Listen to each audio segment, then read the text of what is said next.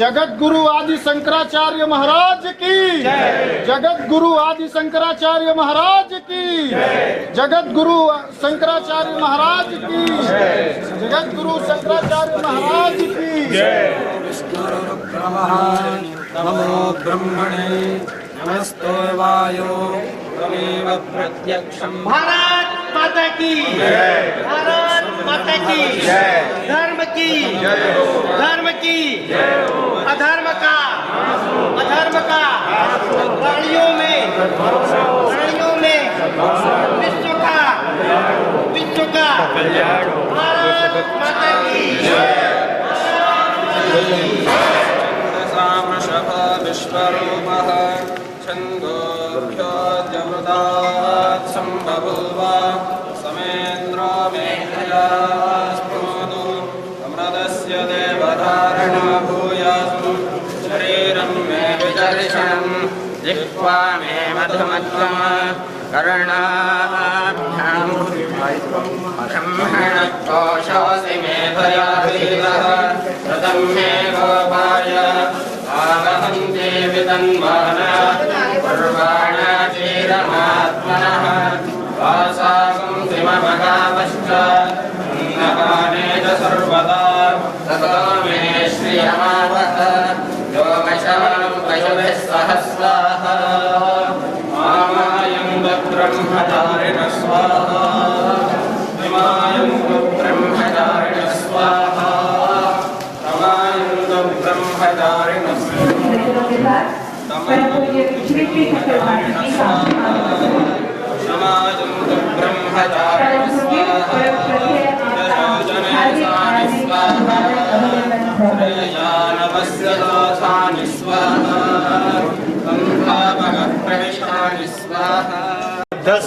दस्मज्जहोराणवेनः भूयिष्ठान्तेन मुक्तिं विदेम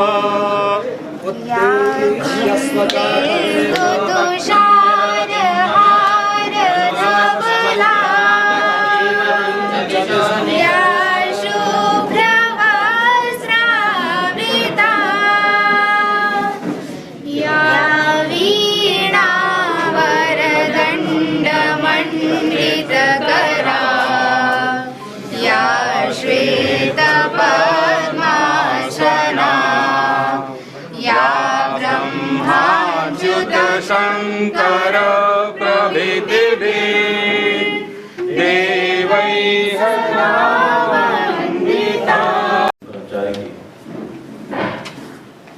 श्रेष्ठ प्रभावी परंपरा का समृद्ध निर्माण करते हुए श्रृंगेरी पीठ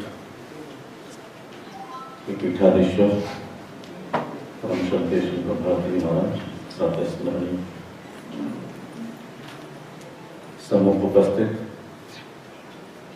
गुरु घासीदास विश्वविद्यालय के अत्यंत सम्मानीय यशस्वी कुलपति प्रोफेसर आलोक चक्रवर्ती,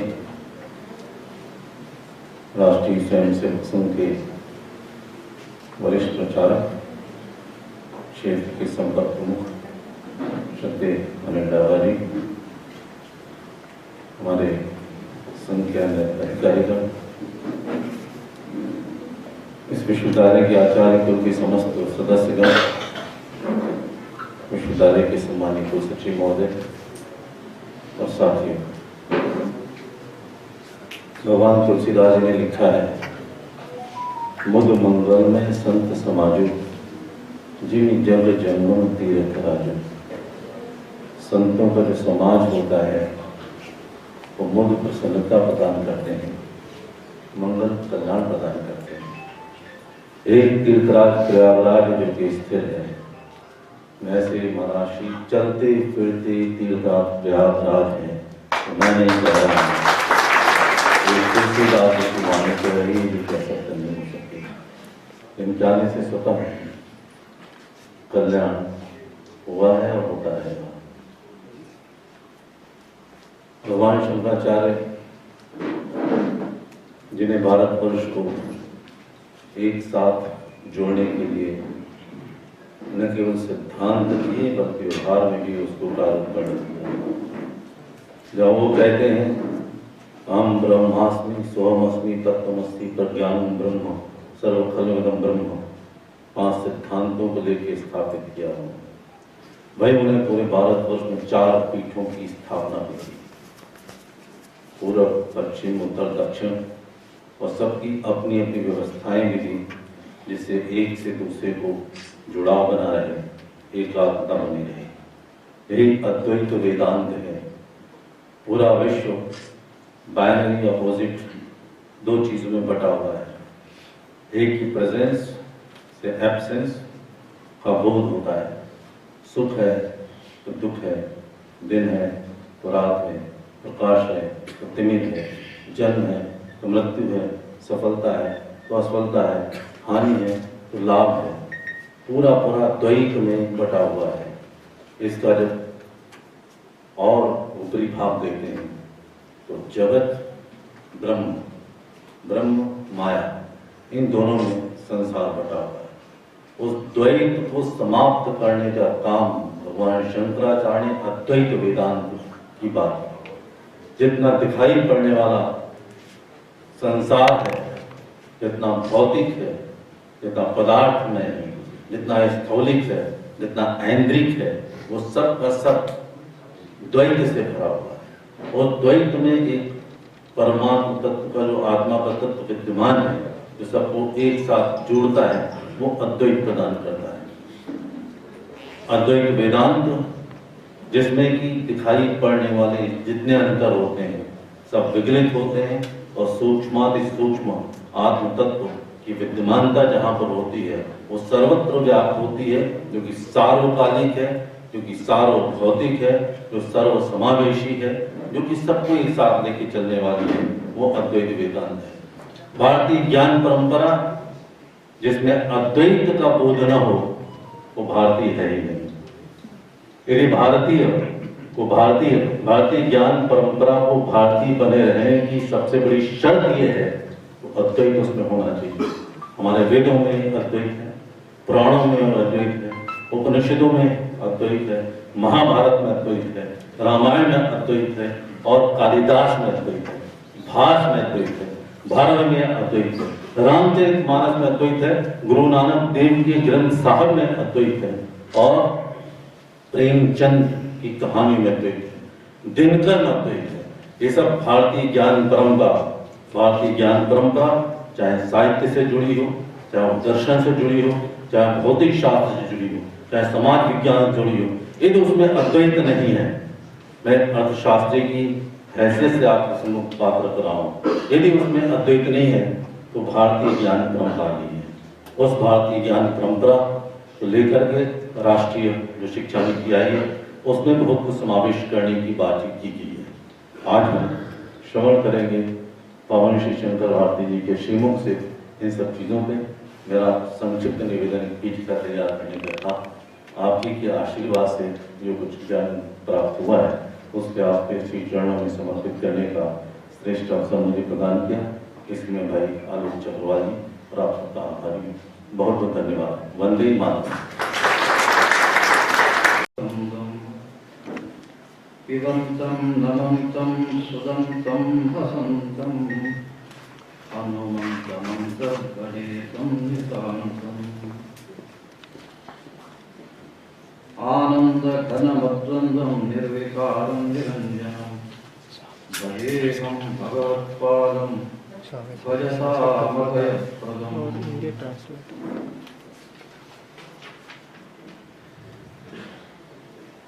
मैं तो सरल संस्कृत में मेरा कथन करूँगा,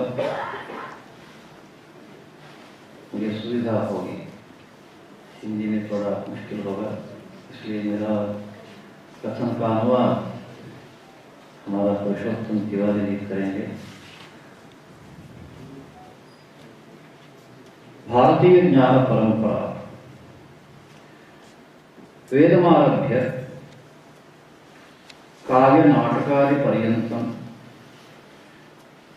यानि शास्त्राणि अथवा ये ग्रंथाः भवन्ति सर्वत्र प्रवाहरूपेण आगता वर्तते। भारतीय जो परंपरा है ज्ञान की, वह वेदों से लेकर और शास्त्रों पुराणों तक आई है। किंतु ज्ञानम् इति यः शब्दः अस्ति, अस्य शब्दस्य अर्थः अत्यन्तं विशालः महान् भवति। ज्ञान शब्द का जो अर्थ है वो अत्यंत विशाल और महान है। ज्ञान परंपरा इति यदा वयं कथयामः तदा अस्माभिः अत्र अपेक्षितं किं? ज्ञानानां परंपरा वा अथवा ज्ञान परंपरा वा इति विचारः। ज्ञान परंपरा की जब हम बात करते हैं तो उसका तात्पर्य क्या है? ज्ञान परंपरा या ज्ञान की परंपरा? कारणमिदमस्ति, यदि ज्ञानम् इत्यस्य शब्दस्य अर्थं वयं सच्चिदानंद रूपस्य परमात्मनः विषये चिन्तयामः तदा एकः तत्र विभागः भवति, एकया रीत्या चिन्तयितुं शक्यते। न ज्ञानानि नानाविधज्ञानानि तेषां ज्ञानानां परंपरा इति स्वीकुर्मश्चेत् तदा अन्यरीत्या भवति। कारण यह है कि ज्ञान की जो परंपरा है, तो ज्ञान की जो परंपरा है उसमें यदि उसको ज्ञान का ही स्वरूप लेते हैं तो एक अलग है, लेकिन सच्चित और आनंद, सच्चिदानंद जो स्वरूप है उस स्वरूप में लेंगे तो वो अलग रहेगा। अलग ज्ञान तो अलग होता है, ज्ञान परंपरा भिन्न भिन्न ज्ञान। हाँ, जो ज्ञान परंपरा का जो अर्थ है वो अलग अलग दृष्टि से अलग अलग होता है। अहं तो ज्ञान परंपरा विषये परमात्मनः विषये ज्ञानम् इति उपनिषदः कथयन्ति, ज्ञानस्वरूपः परमात्मा इति कथयन्ति, तस्य परंपरा विषये अहं किञ्चित् कथयितुम् इच्छामि। ज्ञान जो परंपरा है वो ईश्वर के संदर्भ में जो आनंदानुभूति है उसके विषय में महाराज जी यहाँ पर वर्णन करेंगे। एषा ज्ञान परंपरा अस्माकं संस्कृतौ सर्वदा सर्वत्र दृश्यते। यह जो ज्ञान परंपरा है वह हमारी संस्कृति में सभी जगह जो है दिखाई देती है। अन्यानि ज्ञानानि यानि भवन्ति तानि काले काले व्यत्यस्तानि अपि दृश्यन्ते। अन्य जो ज्ञान परंपराएं हैं वह अन्य स्थानों में कई बार जो है दिखाई देती है। वेद ग्रंथेषु यानि ज्ञानानि भवन्ति, पुराण ग्रंथेषु यानि ज्ञानानि भवन्ति, एवं अन्येषु शास्त्रेषु यानि ज्ञानानि भवन्ति, सर्वं तत्र भिद्यन्ते। किन्तु परमात्मनः विषये ज्ञानम् इति यदस्ति तज्ज्ञानं सर्वत्र सर्वदा सर्वकालेषु सर्वेषु ग्रंथेषु समानमेव। वेद में जो ज्ञान है, पुराणों में जो ज्ञान है, स्मृति ग्रंथों में जो ज्ञान है वो भिन्न भिन्न स्वरूप में हो सकता है, लेकिन जो परमात्मा का जो ज्ञान है वह सर्वत्र जो है एक समान ही रहता है। अतएव इदानीं अटल बिहारी वाजपेयी विश्वविद्यालयस्य कुलपतयः स्वकथनावसरे कथितवन्तः, सर्वेषु ग्रंथेषु अस्माभिः अद्वैतं तत्र दृश्यते इति कथितवन्तः। अटल बिहारी वाजपेयी विश्वविद्यालय के जो कुलपति महोदय हैं उन्होंने जो है अद्वैत वेदांत के विषय में अभी बतलाया था। किंतु अद्वैत ज्ञानम् इत्युक्ते पुनः कः? अद्वैतं नाम न मतम्। अद्वैत जो वेदांत है उसका मतलब क्या है? अद्वैत जो वेदांत है उसका मतलब कोई मत नहीं है। मतम तो भिन्नम, अद्वैतम तो भिन्नम। मत भिन्न है, अद्वैत भिन्न है। अद्वैत शब्दस्य अर्थः उपनिषत्सु आनन्दः इति अर्थे प्रयोगः दृश्यते माण्डूक्यादि उपनिषत्सु। अद्वैत जो शब्द का जो अर्थ है वो उपनिषदों में आनंद के स्वरूप में बतलाया है। शिवं शांतम अद्वैतम इति मंत्रः भवति। तस्मिन् मंत्रे शिवम् इत्यस्य सुखं मंगलम् इत्यर्थः। तस्मिन्नेव अर्थे अद्वैत शब्दस्यापि प्रयोगः उपनिषदि दृश्यते। शिव का जो अर्थ है वह सुख और शांत है, कल्याण वाचक है। मतं तु भिन्नं भवति वयं जानीमः, तद्विषये अहं वक्तुं न इच्छामि, किन्तु ज्ञानपरम्पराविषये यदि वयं चिन्तयामः तदा तु अस्माभिः तत् ज्ञानं मङ्गलं तत्र दद्यात्, तादृशं ज्ञानमेव परम्परायां निरन्तररूपेण आगतम् इत्यत्र नास्ति सन्देहः। ज्ञान को भिन्न होता है, लेकिन जो आनंद है वह सर्वस्वरूप में विद्यमान होता है। श्री शंकर भगवत्पादाः एतादृशं ज्ञानं स्वग्रन्थेषु, भाष्यग्रन्थः भवतु, प्रकरणग्रन्थः भवतु अथवा स्तोत्राणि भवन्तु, सर्वत्र एतादृशं ज्ञानं पुनश्च स्पष्टरूपेण समाजाय दत्तवन्तः। पूज्यपाद भगवत स्वरूप शंकराचार्य जी ने अपने स्तोत्र ग्रंथों में, भाष्य में इस प्रकार का ज्ञान जो है बतलाया है। कारणम् इदमस्ति, एतेनैव ज्ञानेन सुखम् अस्माभिः प्राप्तुं शक्यते, न अन्येन ज्ञानेन। कारण यह है कि इसी प्रकार के ज्ञान के द्वारा हम सुख की प्राप्ति कर सकते हैं, अन्य किसी माध्यम से सुख की प्राप्ति नहीं हो सकती। ज्ञानादेव तु कैवल्यम् इत्यादि वाक्यानि दृश्यन्ते शास्त्रेषु। ज्ञानादेव तु कैवल्यम्, केवल ज्ञान के द्वारा ही हम जो है सुख की प्राप्ति कर सकते हैं, ऐसा शास्त्रों में कहा गया है। मनुष्यः सर्वकार्येषु सर्वदा सः आनन्दमेव इच्छति, नास्ति तत्र सन्देहः। अतः आनन्दं यज्ञानं ददाति तत् ज्ञानं निरन्तररूपेण भवेदेव इति कारणतः भारतीयपरम्परायां तादृशमेव ज्ञानं दृश्यते। सभी लोग आनंद ही चाहते हैं, इसलिए जो ज्ञान परंपरा है उसमें आनंद के विषय में ही उपदेश किया गया है। उसी ज्ञान से ही आनंद प्राप्त कर सकते हैं, उसी ज्ञान से के द्वारा ही हम आनंदानुभूति प्राप्त कर सकते हैं। श्री शंकर भगवत्पादानाम् अवतारः एतदर्थमेव जातम्, अवतारः जातः इति सर्वेषाम् अभिप्रायः। कारणं किं, बाल्यादारभ्य अवतार समाप्तिपर्यन्तं शंकर भगवत्पादानां जीवनं पश्यामश्चेत् स्वार्थस्य लवलेशोऽपि नास्ति। पूज्यपाद का जो अवतार हुआ है वह सभी के आनंद के लिए ही हुआ है। अतएव विद्यारण्यस्वामिनः अन्येपि ज्ञानिनः भगवत्पादानां विषये कथनावसरे तेषाम् अवतारः सर्वस्य न कस्यचित् विशेषस्य अथवा कस्यचित् गणस्य हितार्थम् अवतारः न कृतः, अपि तु समाजे सर्वेषां हिताय, सर्वेषाम् उद्धारार्थं श्री शंकर भगवत्पादानाम् अवतारः जातः इति कथयन्ति। स्वामी जी जो है पूज्यपाद के विषय में कहते हैं कि स्वामी पूज्यपाद का जो अवतार हुआ है वह सभी के कल्याण और सबके हित के लिए हुआ है।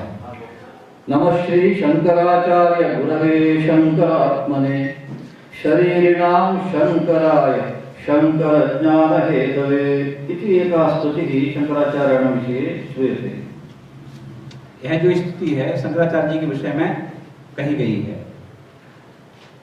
अस्यां स्तुतौ अहम् अन्तिमभागं स्वीकरोमि। शंकर ज्ञान हेतवे इत्यस्य अत्र पदं नमः श्री शंकराचार्य गुरवे शंकरात्मने शरीरिणां शंकराय। शरीरिणाम् इत्यस्य अर्थः सर्वेषां प्राणिनां, सर्वेषां जीवानां सुखं दातुं। शं इत्यस्य अर्थः सुखम् इत्यर्थः। करोति इति शंकर, सुखं ददाति, सुखं सः करोति इति कारणतः शंकरः इति नाम।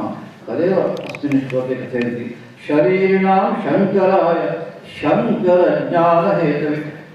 भगवत्पादैः ज्ञानं दत्तं समाजाय। कीदृशं ज्ञानम् इत्युक्ते तदपि ज्ञानं शं निमित्तमेव। ज्ञानमपि शं ददाति, नाम सुखं ददाति।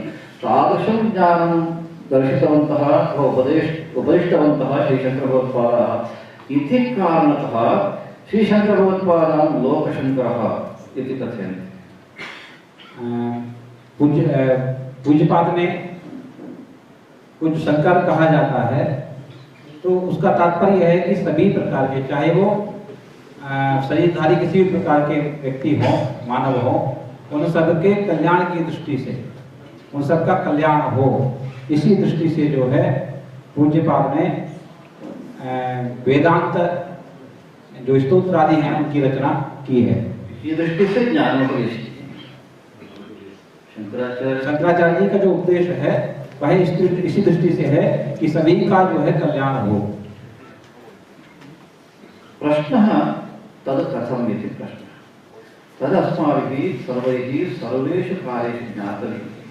नो चेत् केवलं चरित्रं यदि वयं जानीमः, न शंकराचार्याः एवं महत्कार्यं कृतवन्तः, आम्नायपीठानि स्थापितवन्तः, देशस्य अखण्डतां रक्षितवन्तः, एतत्सर्वं चरित्रेषु श्रूयते, श्रोतुमपि समीचीनं भवति। किन्तु अखण्डतां कथम् आनीतवन्तः तद् ज्ञातव्यं। किं शंकराचार्याः 4 पीठानि स्थापितवन्तः इति वयमपि अखण्डता आनयनार्थम् इतोपि अन्यानि पीठानि स्थापयामः, तेन एकता भवति किम्? पूज्यपाद ने आमनाय पीठ की जो स्थापना की है और पूरे देश को एक सूत्र में बांधा है, तो क्या केवल इसी के लिए ही उन्होंने काम किया है? क्या केवल पीठों की स्थापना से जो अखंडता आ जाएगी क्या? इस प्रकार का जो है प्रश्न हमारे सामने आता है। तथा वक्तुं न शक्यते। इदानीं शंकर परंपरायाम् आगतानि पीठानि बहूनि सन्ति, मठाः बहवः सन्ति। अथापि अस्माकं देशे एकता आनयन विषये इदानीमपि चिन्तनीयः विषयः इति सर्वेषाम् अनुभवः। ऐसा हम नहीं कह सकते हैं, क्योंकि आदि शंकराचार्य की परंपरा को मानने वाली अनेक पीठों की स्थापना हुई है, लेकिन क्या उन पीठों की स्थापना से ही राष्ट्रीय एकता संभव है क्या? ऐसा नहीं कह सकते। अतः श्री शंकराचार्याः 4 पीठानि स्थापितवन्तः, अनन्तरम् अखण्डताम् आनयनार्थम् इत्यत्र नास्ति सन्देहः, तत्तु सत्यमेव। किन्तु केवलं तेन अखण्डता न आनीता भगवत्पादैः, अपि तु अन्यः कोऽपि सूक्ष्मः विषयः अखण्डतानयने स्यात् इति अस्माभिः चिन्तयितुं शक्यते, यतः इदानीं वयं न शक्नुमः। तदर्थम् यह सही है कि पूज्यपाद ने 4 पीठों की स्थापना देश की अखंडता के लिए की, लेकिन केवल यह उद्देश्य नहीं हो सकता है, इसके अलावा भी कोई अन्य उद्देश्य है जिसके लिए स्वामीपाद ने समाज के लिए कार्य किया है। तर्हि श्री शंकर भगवत्पादाः कथम् अखण्डतां देशस्य रक्षितवन्तः इति तु अस्माभिः इदानीं चिन्तनीयम्। पूज्यपाद ने देश की रक्षा के लिए, अखंडता के लिए किस प्रकार का काम किया है, इस विषय में हमको सोचना पड़ेगा, चिंतन करना पड़ेगा। श्री शंकर भगवत्पादाः अपि एकात्मता आनयन दृष्ट्या त्रिधा अपि विशेषतः चिन्तितवन्तः इत्यत्र नास्ति सन्देहः। एकता भावना त्रिधा भवितुमर्हति।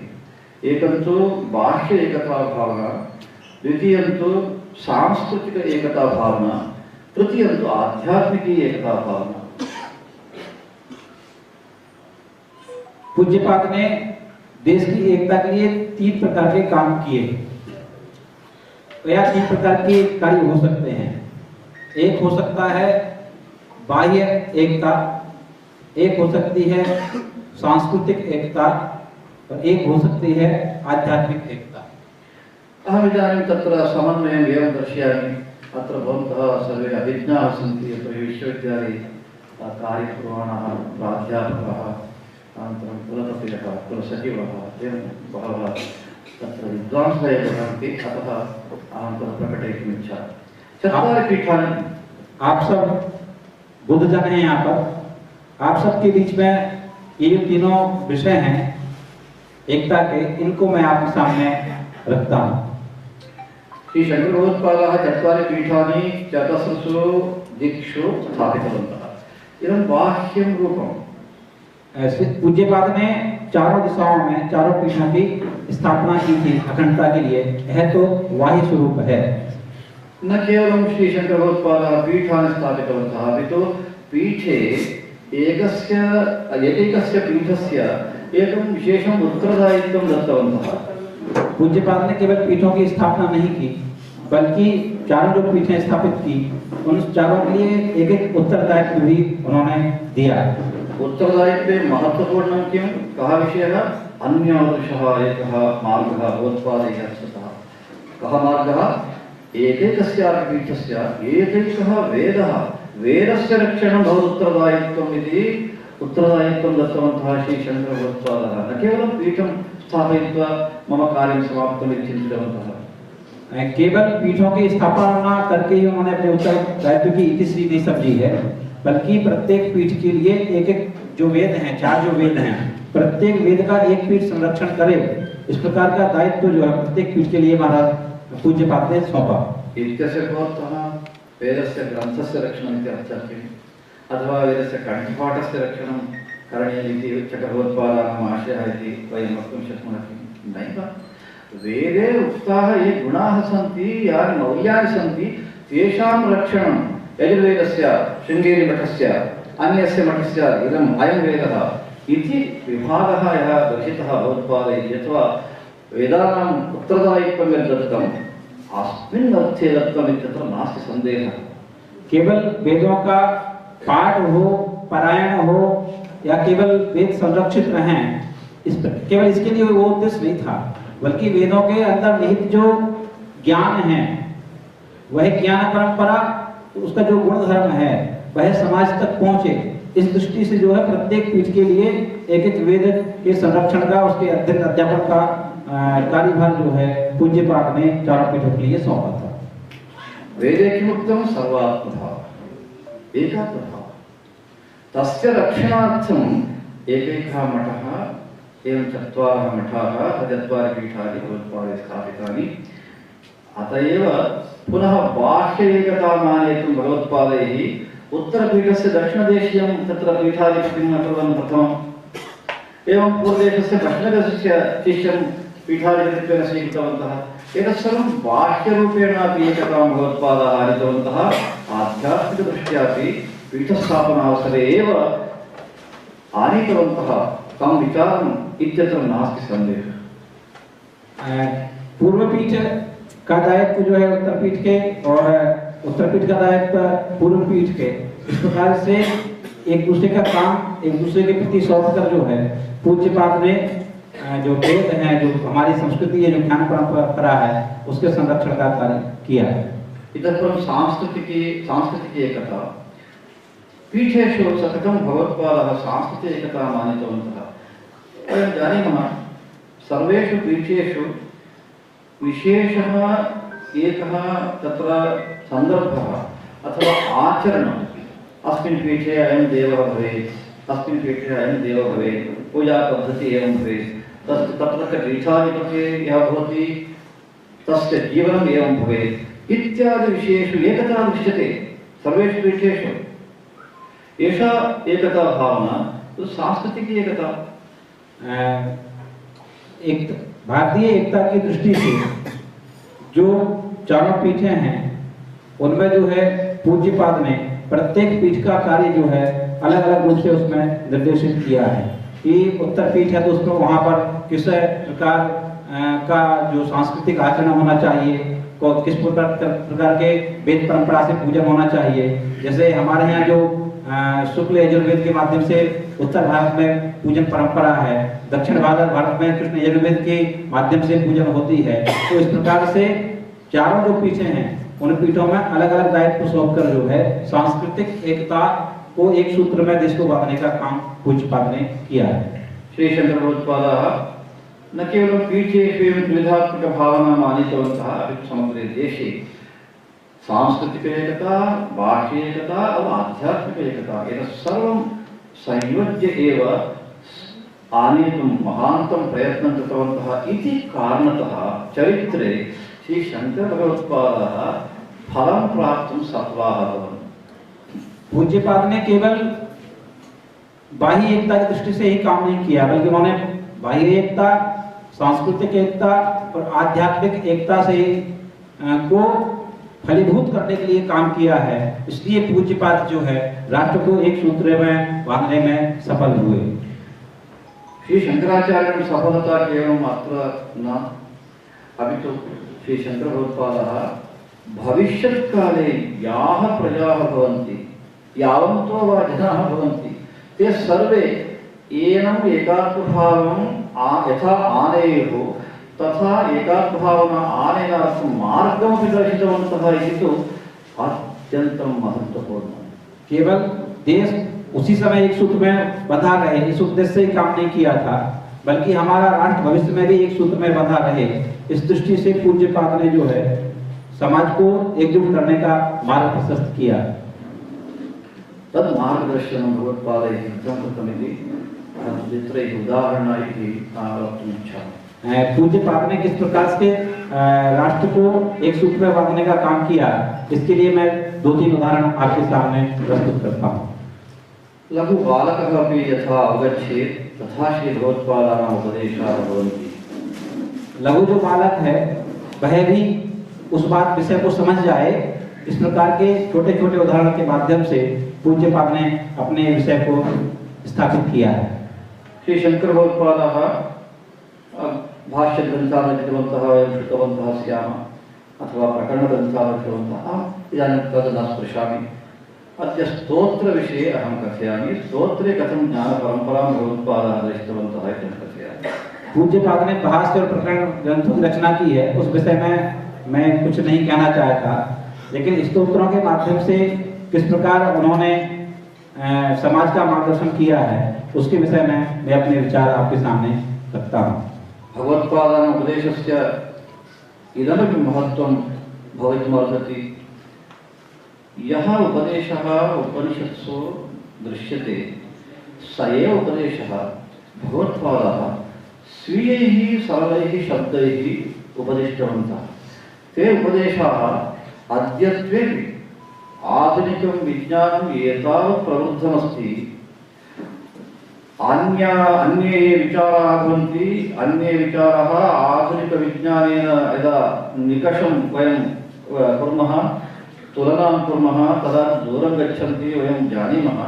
अथापि भगवत्पादैः यः मार्गः दर्शितः अथवा यः ज्ञानोपदेशः कृतः अद्यत्वे सर्वे आधुनिकविज्ञानिनः सर्वे इत्यस्य ये सम्यक् चिन्तनं कर्तुम् अर्हन्ति ते सर्वे अत्यन्तं सन्तोषेण अङ्गीकुर्वन्ति। न केवलम् अङ्गीकुर्वन्ति, ते कथयन्ति नैव अस्माभिः एतादृशं ज्ञानं प्राप्तुम् इतोपि सहस्रवर्षाणाम् अपेक्षा भवति अस्माकम् इति कथयन्ति विज्ञानिनः। उपनिषदों में जिस ज्ञान का वर्णन है उस ज्ञान को पूज्यपाद ने बड़े ही सहज और सरल शब्दों में अपने स्तोत्रों के माध्यम से समाज के सामने लाने का कार्य किया है।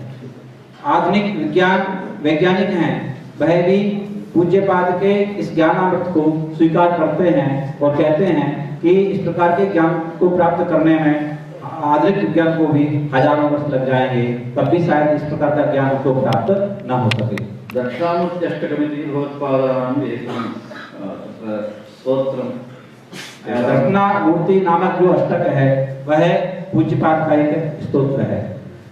तत्र चतुर्थः श्लोकः अस्ति। नानाच्छिद्रघटोदर स्थितमहादीपप्रभाभास्वरं ज्ञानं यस्य तु चक्षुरादिकर्णद्वारा बहिस्पन्दते जानामीति तमेव भान्तमनुभाति एतत् समस्तं जगत् तस्मै श्रीगुरुमूर्तये नमः इदं श्रीदक्षिणामूर्तये।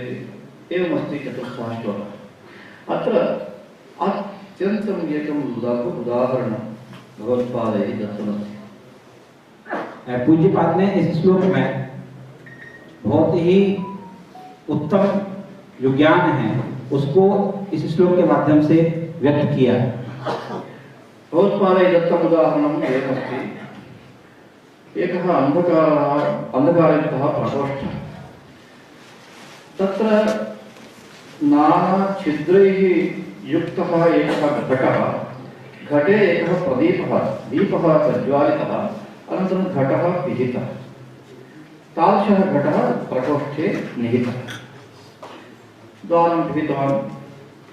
किञ्चित् समयानन्तरम् एकं बहिः विद्यमानं पुरुषम् आहूय पृष्टवान्, प्रकोष्ठे किं दृश्यते इति पृष्टवान्। एक प्रकोष्ठ एक कमरा है, उसके अंदर अंधकार है और वहां पर एक घड़ा रखा हुआ है। उस घड़े में अनेक छिद्र हैं और उसके अंदर एक दीपक जो है प्रज्वलित रहता है और फिर उस घट को जो है बंद कर दिया जाता है। एक व्यक्ति बाहर खड़ा है, उसको पूज्यपाद जो है अंदर बुलाते हैं कमरे के अंदर। अरे भवतः प्रकोष्ठे किं दृश्यते इदानीम् इति सः पृष्टवान्। तदा सः उत्तरम् उक्तवान्, प्रकोष्ठे घटः दृश्यते इति उक्तवान्। अयं पृष्टवान्, घटः कथं दृश्यते, प्रकोष्ठः अन्धकारयुक्तः खलु।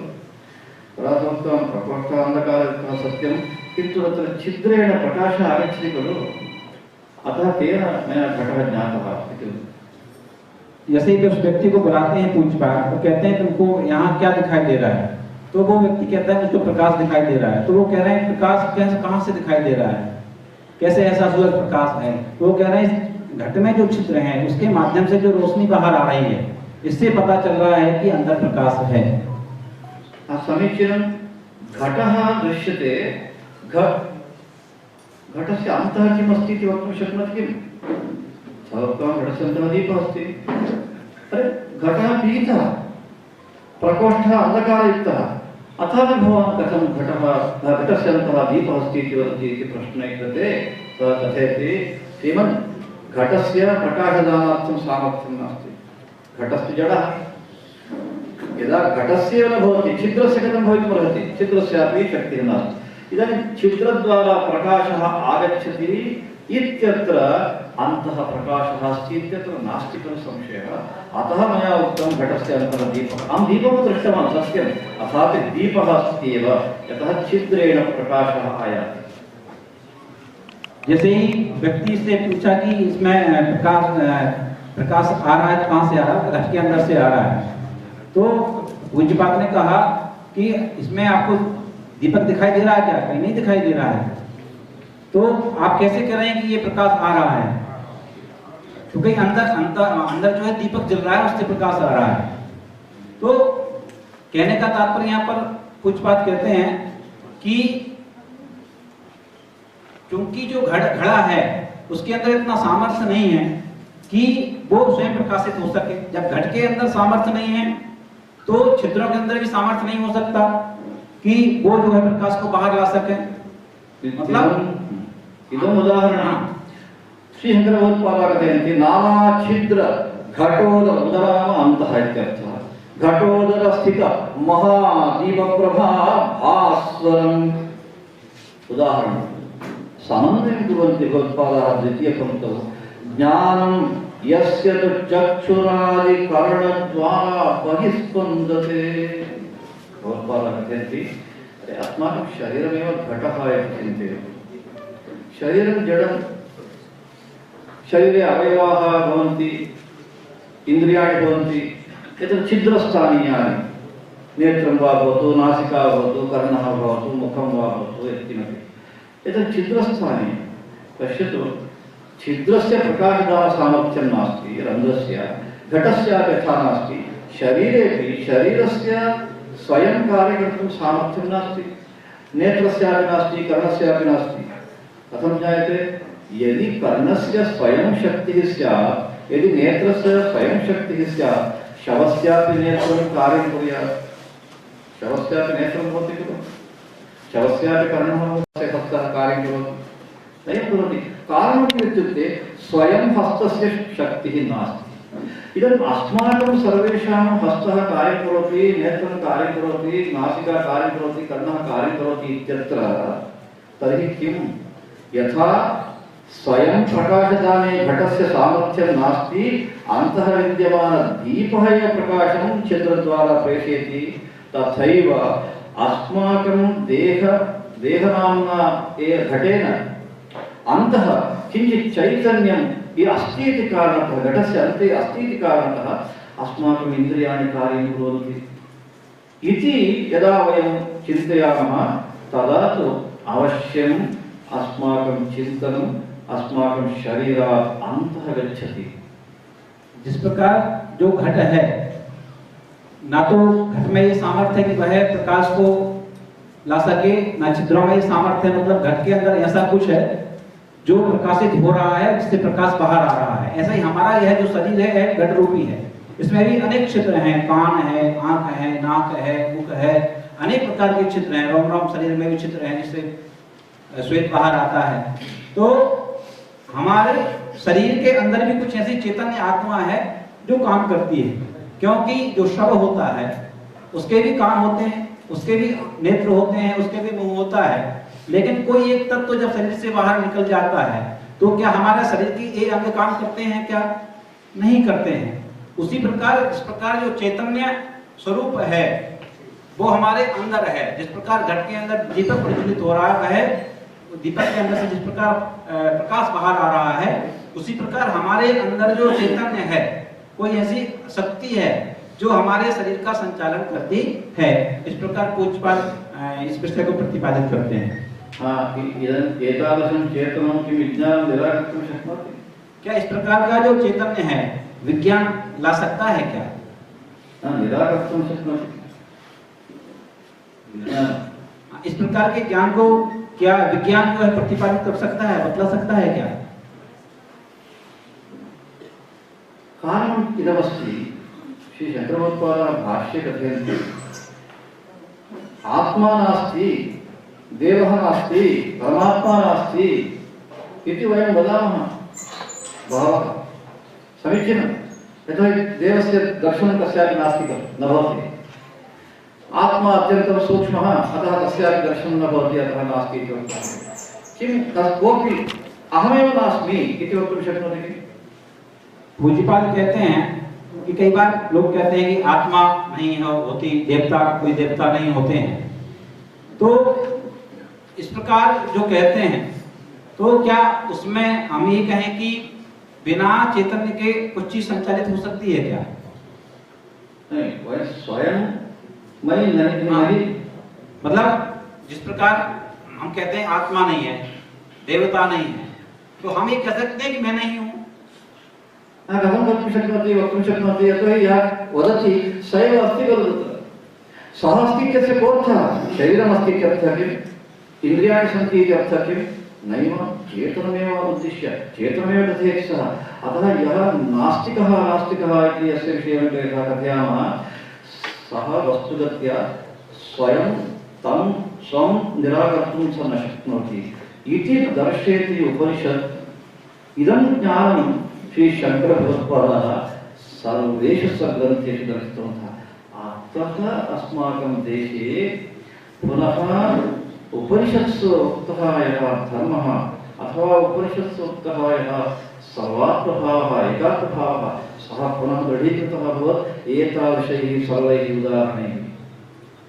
क्या पूज्यपाद कहते हैं कि मैं नहीं हूँ, इस प्रकार का कोई कह सकता है क्या? क्योंकि वो जो कह रहा है कि मैं नहीं हूँ, तो मैं नहीं हूँ कह रहा है, वो इसलिए कह रहा है कि वो चैतन्य है, उसके अंदर चैतन्यता है, वह चैतन्य स्वरूप शक्ति है, इसलिए तो वह कह पा रहा है, नहीं तो वह नहीं कह पाता। तो जो ईश्वर नहीं है, इस प्रकार की जो बात करते हैं, वह अपने आंतरिक स्वरूप को नहीं पहचानते हैं।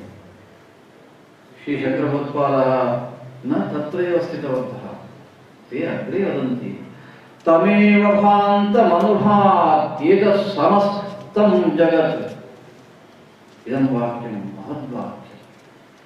श्री शंकरभगवत्पादाः एकम् उदाहरणं कथयन्ति भाष्ये। वयं काष्ठं यदा ज्वलति तदा वयं काष्ठं ज्वलति इति वयं वदामः व्यवहारे। अत्रापि प्रायः भवन्तः एवमेव कथयन्ति, काष्ठं ज्वलति।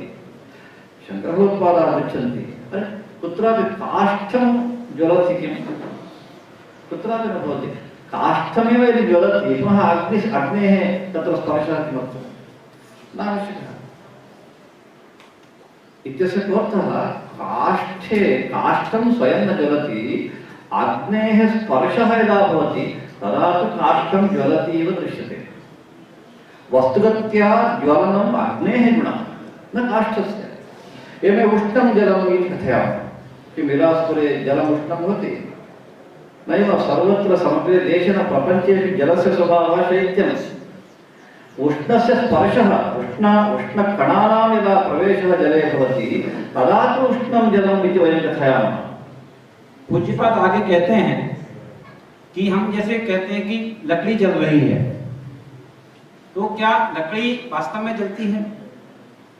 कि जब अग्नि का जब उसके साथ संयोग होता है तब का लकड़ी जलती है, स्वयं लकड़ी नहीं जलती है। लकड़ी का स्वयं का जलने का स्वभाव नहीं है।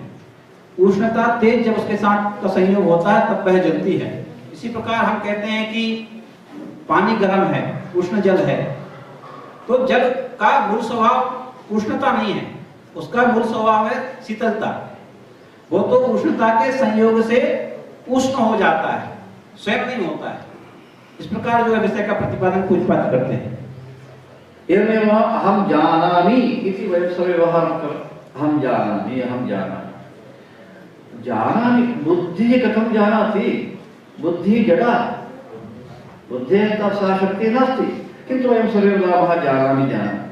श्रीशङ्करभगवत्पादाः कहते तमेव भान्तम् अनुभाति। यथा ज्वलनशक्तिः अग्नेः तस्य अनुसरणं यदा काष्ठं करोति काष्ठं ज्वलति इति वयं वदामः। एवमेव बुद्धेः सम्पर्कः यदा चेतनस्य ज्ञानस्य भवति तदा बुद्धिः अहं जानामि इति कथयितुं शक्नोति, स्वयं कर्तुं शक्नोति। सदैव ज्ञानं तदेव चैतन्यं समग्रस्य जगतः प्रकाशनं करोति। तमेव भान्तम् अनुभाति सर्वं समस्तं जगत्। तदेव चैतन्यं तदेव ज्ञानं श्री दक्षिणामूर्तिः इति कथयन्ति।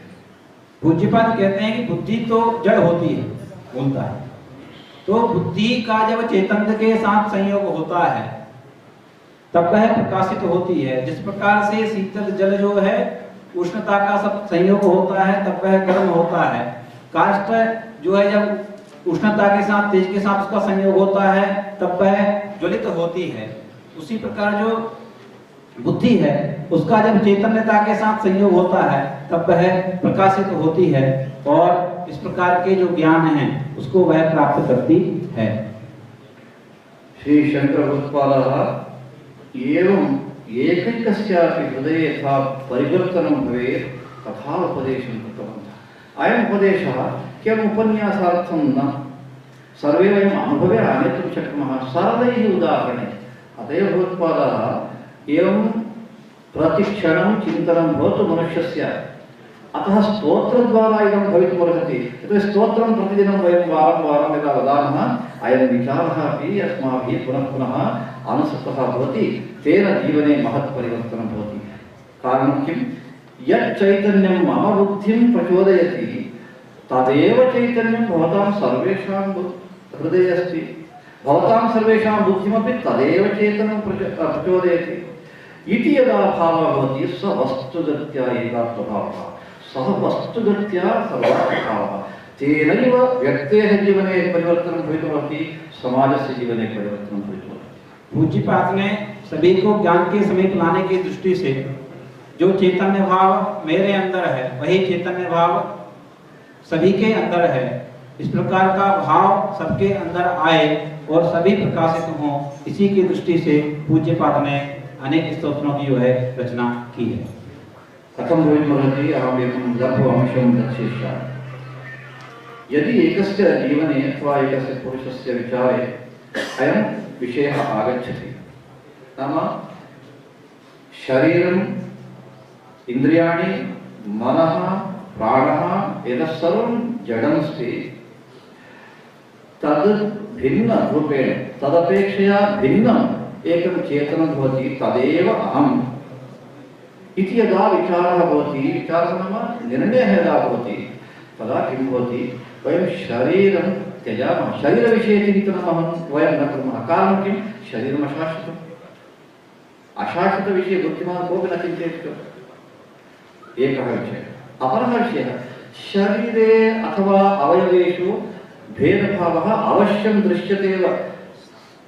सृष्टिमारभ्य प्रलयपर्यन्तमपि केनापि अत्र समभावः आनेतुं न शक्यः, नास्ति तत्र सन्देहः। तर्हि समभावः कुत्र आनेतव्यः? यत्र अस्ति तदेव दर्शनीयं खलु। तम् अंशं भगवत्पादाः दर्शितवन्तः इत्यस्य अर्थः कः? अस्माकं समाजे वर्तमानकालेपि अत्यन्तं प्रमुखा समस्या इन्फीरियारिटी, नैत्यानुसन्धानम्। नैत्यानुसन्धानेनैव अन्याः समस्याः बह्व्यः इदानीं दृश्यन्ते इत्यत्र नास्ति सन्देहः। प्रायः भवन्तः अङ्गीकुर्वन्ति इति अहं चिन्तयामि। शरीर, प्राण, इंद्रिय और मन, यह सब हमारे शरीर के अंदर स्थित होता है। शरीर की जो प्रत्येक अंग है इसमें सकारात्मक भाव नहीं आ सकता है, ऐसा कुछ बात विषय को प्रतिपादित करते हुए कहते हैं।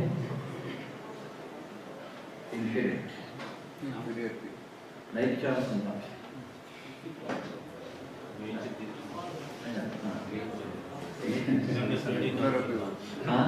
निम्न श्रेणी का अनुसंधान, यह पाने का अनुसंधान है, नीचा है। यदा शरीरादीन् वयं स्वीकुर्मः तदा तु अस्माकं तु मनसि नैत्यानुसन्धानं भवति। तद् भिन्नरूपेण यदा पश्यामः अस्माकं स्वरूपं तदा नैत्यानुसन्धानम् अवश्यं दूरं गच्छति। समाजे नैत्यानुसन्धानेनैव समस्याः इदानीं दृश्यन्ते, न अन्यत् कारणम्। अतः नैत्यानुसन्धानं दूरीकर्तुं भारतीयज्ञानपरम्परा अत्यन्तम् उपकरोति इति मम प्रतिपादनम्। अनेक विषय जो है समाज में अभी चल रहे हैं, तो उन सब विषयों को एक सूत्र में लाने की दृष्टि से ही पूज्यपाद ने कार्य किया है।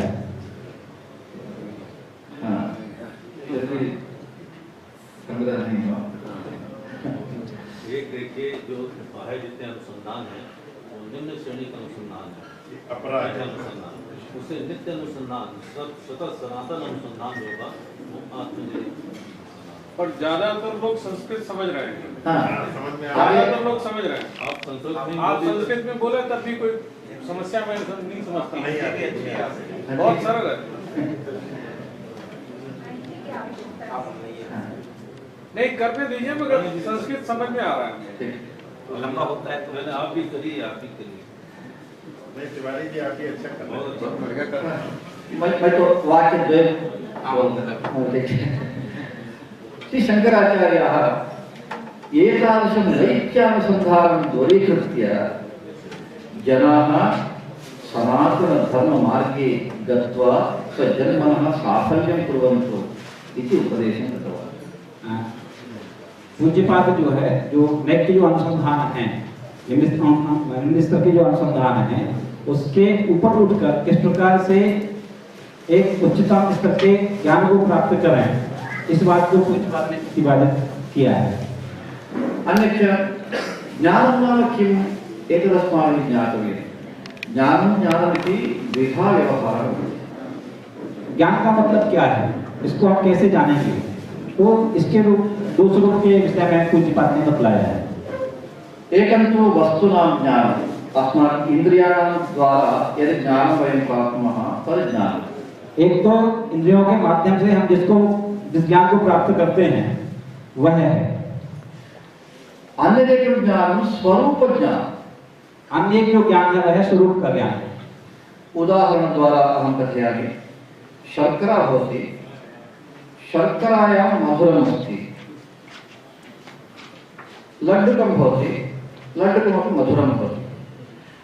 लड्डुके मधुरं यद् भवति, शर्करायां यद् मधुरं भवति भिन्नरूपेण भवति खलु। कारणं किं? लड्डुके मधुरेण सह अन्यानि वस्तूनि अपि भवन्ति, किन्तु शर्करा भिन्ना मधुरं भिन्नमिति वयं कर्तुं न शक्नुमः। मधुरमेव शर्करा, शर्करा एव मधुरं, किन्तु लड्डुकं तथा वक्तुं न शक्नुमः। उदाहरण के रूप में हम कहते हैं पूज्यपाद कि एक शक्कर होती है, उसका वही मधुर होता है, और ये जो लड्डू होता है उसका वही मधुर होता है। दोनों का जो स्वाद है वह अलग अलग, हम ऐसा नहीं कह सकते कि उसका स्वाद मधुर नहीं है, लेकिन उसका स्वाद एक जैसा है ऐसा भी हम नहीं कह सकते।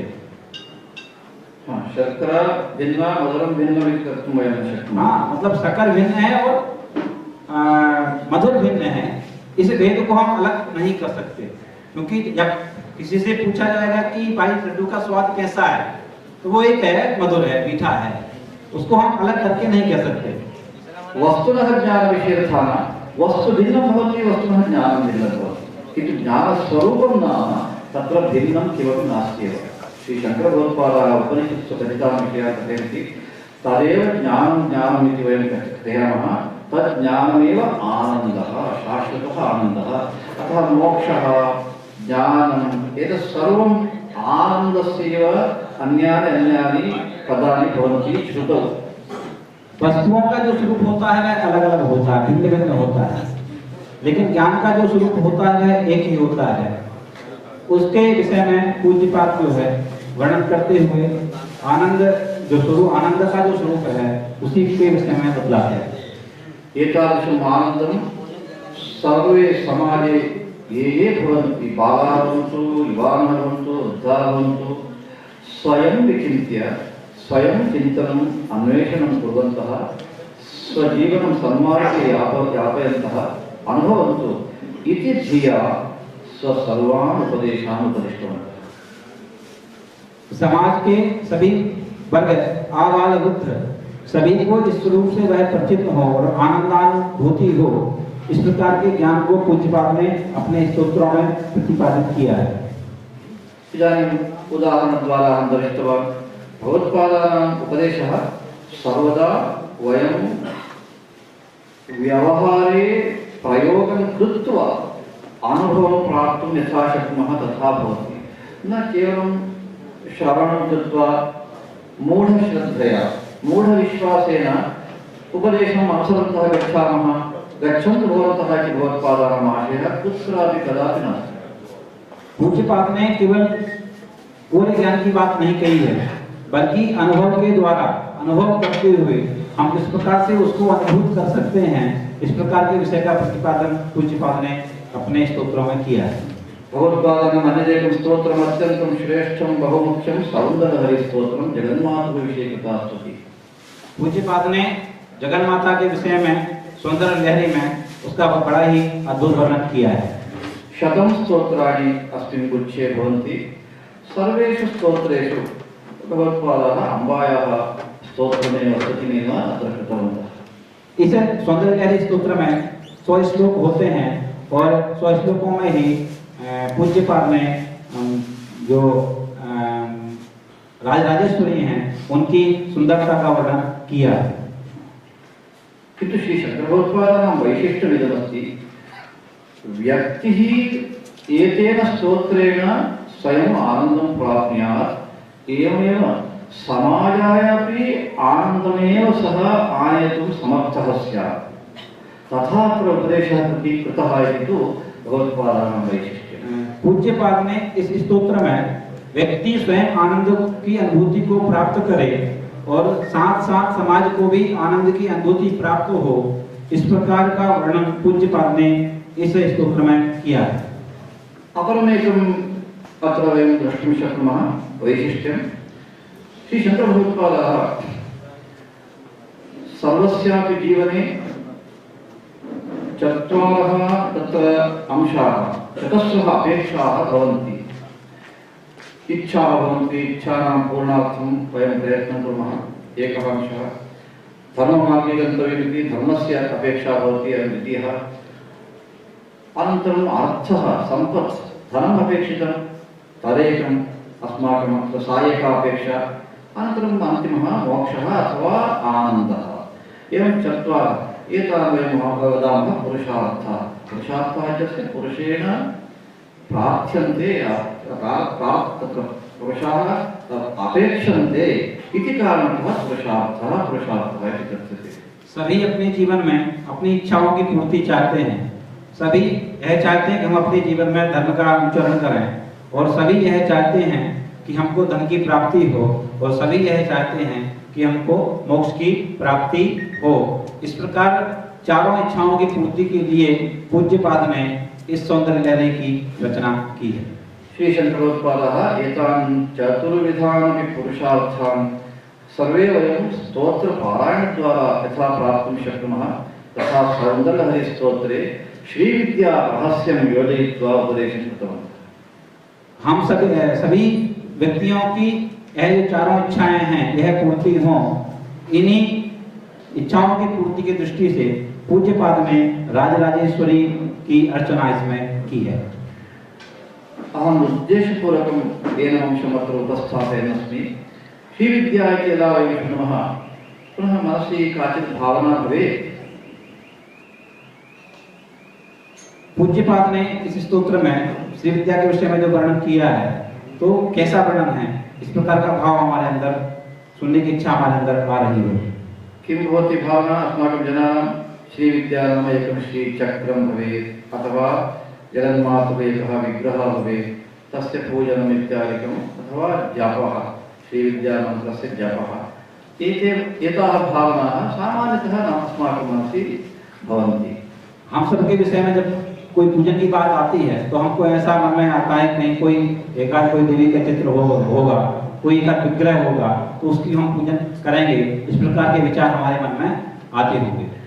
ओहो, स्फटिकं वा अथवा पञ्चलोहस्य वा श्रीचक्रस्य पूजनं श्रीविद्या तदस्माकं किं सर्वेपि गृहे वृद्धाः कुर्वन्तु, अस्माकं नापेक्षितमिति भावः दूरे स्थापयन्ति, नास्ति सन्देहः। ओहो, इस प्रकार का आशय करते हैं कि ये है श्री विद्या का अर्चन, स्फटिक के यंत्र की पूजन करना या अन्य धातु के यंत्र की पूजन करना, तो इस प्रकार का काम तो हमारे घर में भी करते हैं। इस प्रकार का भाव लोगों के अंदर इस विषय को लेकर आता होगा। किंतु श्रीविद्या तत्त्वमेव अस्ति, स्फटिक श्रीचक्रं वा अथवा लोहस्य श्रीचक्रं वा तद् केवलं साधनं, वस्तुगत्या श्रीचक्रम् अस्माकं शरीरमेव। वस्तुतः यह जो श्री चक्र है, स्फटिक का श्री चक्र हो या अन्य कोई श्री चक्र हो, वो यहाँ पर भाव ऐसा नहीं है। वस्तुतः हमारा यह जो शरीर है, यह शरीर ही अपने आप में एक श्री चक्र है। इस प्रकार के विषय को लेकर पूज्यपाद ने इस विषय का प्रतिपादन इसमें किया है। अतः श्रीचक्र पूजनं नाम नीराजनादिकं सर्वं बाह्य साधनं, किन्तु वस्तुगत्या श्रीचक्र पूजनं नाम अस्माकं शरीरविषये चिन्तनं, शरीरे विद्यमानान् बहून् महत्त्वपूर्णान् अंशानाम् अनुसन्धानं, एतदेव वस्तुगत्या श्रीचक्रपूजनं। श्रीचक्र पूजन का तात्पर्य केवल पूजन करने से नहीं है। श्रीचक्र का जो पूजन का तात्पर्य हमारे शरीर के अंदर निहित जो शक्तियां हैं उन शक्तियों को जागृत करना, यही इसका मुख्य उद्देश्य है। यथा दक्षिणामूर्ति स्तोत्रे इदानीं मया उक्तं चैतन्यम् अन्तः एव अस्ति इति, तदेव चेतनं तदेव चैतन्यं राजराजेश्वरी त्रिपुरसुन्दरी शरीरनामक श्रीचक्रस्य अन्तः विद्यमाना शक्तिः। शरीर के अंदर जो विद्यमान शक्ति है राजराजेश्वरी, वास्तव में वही जो है राजराजेश्वरी है। श्री चक्रभूतपादानां महान् उपकारः अत्र दृश्यते। एतादृशं चिन्तनं कुर्वन्तः वयं व्यक्तिशः जीवने अस्माभिः सर्वाणि फलानि वयं प्राप्तुं शक्नुमः। तेन सह समाजस्य विषयेपि अस्माकं शुद्धा दृष्टिः भवितुमर्हति। इस प्रकार का हम चिंतन करते हुए अपने अंदर बार बार जब चिंतन करेंगे, इस प्रकार का परिवर्तन ला सकते हैं और समाज में भी हम परिवर्तन ला सकते हैं। तदर्थमेव श्रीचक्रभूतपादाः सौन्दर्यहर्यां प्रार्थनां यं कुर्वन्ति, यथा वेदे वेदस्य प्रार्थनां प्रायः भवन्तः सर्वे जानन्ति। वेदस्य प्रार्थनापि भद्रं कर्णेभिः शृणुयामदेवाः तच्छ्रेयोरावृणीमहे गातुं यज्ञाय इत्यादि मन्त्राः ये भवन्ति। एतेषु मन्त्रेषु समग्रस्य समाजस्य विषये चिन्तनं दृश्यते, प्रार्थना दृश्यते। न केवलम् एतावत्, चराचरस्य विषये प्रार्थना दृश्यते। तच्छ्रेयोरावृणीमहे इत्यादि मन्त्रेषु चराचरविषये, चराचरस्यापि मंगलम भवतु सुखम भवतु इति प्रार्थना दृश्यते। जिस प्रकार जो है वेदों में शरीर के कल्याण की बात कही गई है, यहाँ तक कि चराचर जो जगत है उस सबके कल्याण की बात कही गई है, उसी प्रकार पूज्यपाद ने स्तोत्रों में भी इसी भावों को, इन्हीं भावों को व्यक्त किया है। श्री चक्रभूतपादाः सौन्दर्यहरिस्तोत्रे येन अंशं कथम् आनीतवन्तः इति अहं सूचयामि। पूज्यपाद ने सौन्दर्यलहरी में इस विषय को कैसे लाया गया है उसके विषय में हम आपको बतलाते हैं। शंकरभगवत्पादाः त्रिचत्वारिंशत्तमे स्तोत्रे 43 श्लोकः धुनोतु ध्वान्तं नः इति प्रार्थनां कुर्वन्ति। नः इत्यस्य अर्थः अस्माकं सर्वेषाम् इत्यर्थः, न मम। अंधकारः दूरं गच्छतु कस्य मम न सर्वेषां धुनोतु भान्तन्नः एवं वा अस्माकं सर्वेषाम् अंधकारं दूरीकरोतु इति प्रार्थना कुर्वन्तु। पूज्यपाद जो है सौंदर्य लहरी के 43 श्लोक में 43 श्लोक में जो बतलाते हैं वह कहते हैं कि अंधकार को आप दूर करें। अंधकार मतलब केवल मेरा अंधकार दूर करें ऐसा वहां पर नहीं कहा है। हम सबका जो अज्ञान रूपी जो अंधकार है उसको आप दूर करें। इस प्रकार की प्रार्थना उन्होंने इस श्लोक में की है। अग्रिमश्लोके नाम 44 श्लोकः भवति चतुश्चत्वारिंशत्तमः श्लोकः क्षेमप्रार्थना भवति। तत्र क्षेमं कस्य भवतु इति पृष्टे भगवत्पादः तनोतु क्षेमं नः एवं वा अस्माकं सर्वेषां क्षेमं ददातु इति पृच्छन्ति। 44वें श्लोक में वह आगे प्रार्थना करते हैं और कहते हैं कि हम सबका जो दुख है वह दूर हो, केवल मेरा दुख दूर न हो बल्कि हम सबका जो है कष्ट का निवारण हो। इस प्रकार की प्रार्थना वह 44वें श्लोक में करते हैं। कष्टं दूरं गच्छतु कस्य इति कृते पुनः भगवत्पादः तवेदन्नः खेदं हरतु सततं प्रस्नुतमुखम् इति प्रार्थना कुर्वन्ति। नाम खेदः नाम कष्टं दुःखं तत् दूरीकरोतु अस्माकं सर्वेषां कष्टं दूरीकरोतु न मम एकस्य। केवल मेरा कष्ट ही दूर नहीं करना ऐसा वहां पर नहीं कहा गया है। प्रार्थना वहां पर की गई कि हम सबका कष्ट दूर हो। इस प्रकार की प्रार्थना इस श्लोक में की गई है। मम कथनस्य आशयः अयं श्री शङ्करभगवत्पादाः केवलं देवता स्तुतिः करणीया इति कारणतः स्तुतिं न कृतवन्तः, वर्णनं न कृतवन्तः, अपि तु एकैकस्य जीवनं सफलं भवतु, जन्म सफलं भवतु, उत्तमः समाजः भवतु इति केवलेन एकेनैव विचारेण स्तुतिः कृता इत्यत्र नास्ति सन्देहः।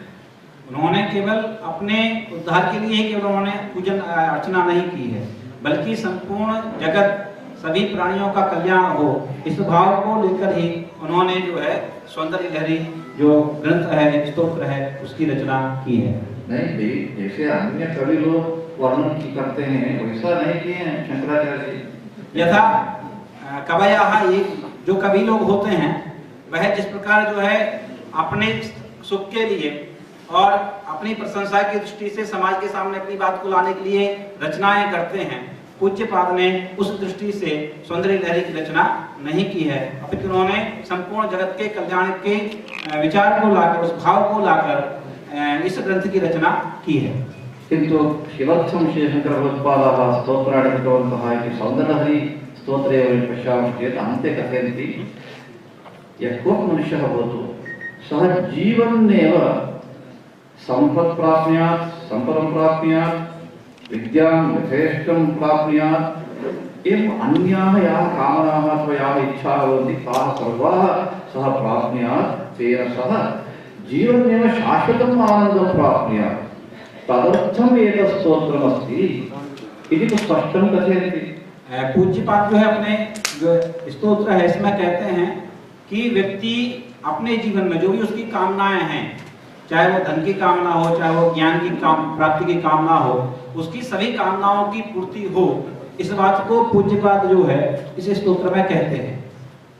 इयं ज्ञान परंपरा भारतीय ज्ञान परंपरा वेदांत भारती एतादृशी ज्ञान परंपरायाः प्रवेशे भवतु सर्वे जनाः अत्यन्तं सन्तोषेण सौहार्दभावेन सनातन धर्मोक्त मार्गे गच्छन्तः श्रेयः प्राप्नुवन्तु इति धिया इदानीं सौन्दर्यलहर्याः स्तोत्राणाम् अभियानं समग्रे देशे करणीयम् इति चिन्तयन्ती अस्ति। इस प्रकार की जो भारतीय ज्ञान परंपरा है जो सभी को साथ लेकर चलने की बात करती है, जो सभी के कल्याण की बात करती है, जो सभी के अंदर एक सौहार्द का भाव बना रहे, सभी जो है मिलजुल कर रहें, इस प्रकार के भावों को लेकर पूज्यपाद ने इस ग्रंथ की रचना की है और इसी ध्येय को लेकर जो वेदांत भारती संस्था है वह इसी भाव को समाज तक लाने के उद्देश्य से सौंदर्य लहरी क्या व्याख्यानों का जो आयोजन हो रहा है, इसके अध्यापन का जो आयोजन हो रहा है, इस प्रकार के उद्देश्य की पूर्ति के लिए वेदांत भारती कार्य कर रही है। सर्वदलीय स्तोत्रं लक्षशः जनाः यथा अभ्यासं कुर्युः तथा प्रयत्नः करणीयः तदेव अभियानं नाम। अनन्तरम् एकत्र सम्भूय सामूहिकपारायणं यथा कुर्युः समर्पणं कुर्युः तथा प्रयत्नः सर्वत्र करणीयः इति इदानीं प्रयत्नः आरब्धः। तद्दृष्ट्या मम प्रवासः आरब्धः अस्ति। अहं छत्तीसगढ़राज्यमपि तद्दृष्ट्यैव ह्यः अत्र प्रविष्टवान्। सभी जो है सौंदर्य लहरी का पारायण करें और सामूहिक रूप में भी उसका पारायण हो। सभी समाज इसके पारायण करने से एक अलग आनंद की अनुभूति होती है और सभी जो है सुखी और आनंदित हों, इसी ध्येय को लेकर पूज्यपाद का जो है संपूर्ण भारत में प्रवास चल रहा है और इसी उद्देश्य से जो छत्तीसगढ़ जो प्रांत है इसमें भी महाराज जी का प्रवास हुआ है।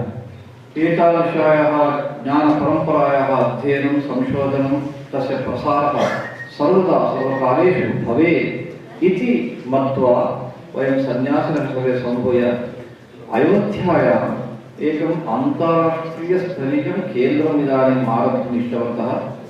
तत्रैव शङ्करभगवत्पादानाम् एकं ध्यानमन्दिरमपि निर्मातव्यम् इत्यभिप्राय इदानीं निर्णयः कृतः। इस प्रकार की जो ज्ञान परंपरा है वह समाज के अंतिम व्यक्ति तक पहुँचे, इसी उद्देश्य को लेकर अयोध्या में जो श्री राम मंदिर जो निर्माण चल रहा है उसी के पास में पूज्यपाद आदि शंकराचार्य जी के एक मंदिर का निर्माण वहाँ पर हो और एक अनुसंधान केंद्र वहाँ पर स्थापित हो। इसी उद्देश्य को लेकर जो सन्यासी हैं पूज्यपाद उन सबको साथ में लेकर काम कर रहे हैं। अहं तु अत्यन्तं सन्तुष्टोऽस्मि। ह्यः यदा छत्तीसगढ़राज्ये वर्तमानस्य अस्य नगरस्य प्रवेशं कृतवान् तदा तु गुरु घासीदास विश्वविद्यालयस्य सर्वे प्रमुखाः प्राध्यापकाः अनन्तरम् अत्रत्य विश्वहिन्दुपरिषत् कार्यकर्तारः RSS कार्यकर्तारः सर्वे अत्यन्तं श्रद्धया भक्त्या पारितादिकं कृतवन्तः। अन्यच्च आवासार्थं मम आराध्यजनस्य रक्षार्थं पूजार्थं सर्वस्यापि अत्यन्तं श्रद्धया भक्त्या व्यवस्थां कृतवन्तः। तेभ्यः सर्वेभ्यः अहम् अस्मिन् सन्दर्भे नारायणस्मरणानि कथयामि। तत्रापि मुख्यरूपेण अस्य विश्वविद्यालयस्य कुलपतिमहाभागाः यदि तेषां सहकारः न स्यात् तदापि एतादृशं कार्यं विश्वविद्यालये कर्तुं न शक्येत इत्यत्र नास्ति सन्देहः। अत्यन्तं श्रद्धालवः ते सर्वान् प्राध्यापकानपि अत्र योजयित्वा अतिसमीचीनतया अवकाशं कल्पितवन्तः। एवमेव भगवत्पादानां विषये कानिचन वाक्यानि कथयितुमपि अवकाशं दत्तवन्तः। अतः तेभ्यः विशेषरूपेण नारायणस्मरणानि कथयामि। एवमेव अटल बिहारी वाजपेयी विश्वविद्यालयस्य कुलपतयः अपि आगतः अत्रैव परिचयः सञ्जातः। विश्वविद्यालयस्य नामफलकम् आगमनमार्गेण दृष्टं तावदेव, किन्तु कुलपतीनां परिचयः अत्रैव जातः। तेषां वाक्यम् अपि अहं श्रुतवान्। तावपि मिलित्वा यद् उक्तवन्तः अत्यन्तं समीचीनतया तयोः कथनमासीत्। अन्यच्च अटल बिहारी वाजपेयी विश्वविद्यालयस्य कुलपतयः संस्कृतमपि अधीतवन्तः इति स्वयं ते परिचयकरणसन्दर्भे उक्तवन्तः। अतः ते तत्र समागताः इति तु महते सन्तोषाय तेभ्यः अपि अहं नारायणस्मरणानि कथयामि। आगतेभ्यः भवद्भ्यः सर्वेभ्यः नारायणस्मरणानि कथयन् मम कथनम् अहं समापयामि। हर नमः पार्वतीपतये हर हर महादेव। सीताकान्तस्मरणं जय जय राम। कल जैसे ही हमने छत्तीसगढ़ में बिलासपुर में प्रवेश किया और आप सबके द्वारा जो जब मैं यहाँ आया तो हमारा जो स्वागत किया गया और हमारे आवास की भोजन की और पूजन की जो आपने व्यवस्था की उस सब से मैं बहुत प्रसन्न हूँ और ऐसा पूज्य बात कह रहे हैं। और वह आप सबके लिए जो गुरु घासीदास विश्वविद्यालय के पूज्य आदरणीय कुलपति जी हैं, यहाँ के जो प्राध्यापक हैं, राष्ट्रीय स्वयंसेवक संघ के जो सभी पदाधिकारी और स्वयंसेवक हैं, विश्व हिंदू परिषद के जो पदाधिकारी और जो स्वयंसेवक हैं और अन्य जो सामाजिक संस्थाएं हैं उससे भी जो कार्यकर्ता बंधु आए हैं जिन्होंने इस सब में जो है सहभाग किया है, इन सबके प्रति और साथ में जो अटल बिहारी वाजपेयी विश्वविद्यालय के कुलपति जी हैं उन्होंने भी बड़े ही अच्छे विचार यहाँ पर रखे और वो संस्कृत के बहुत अच्छे जानकार हैं, ऐसा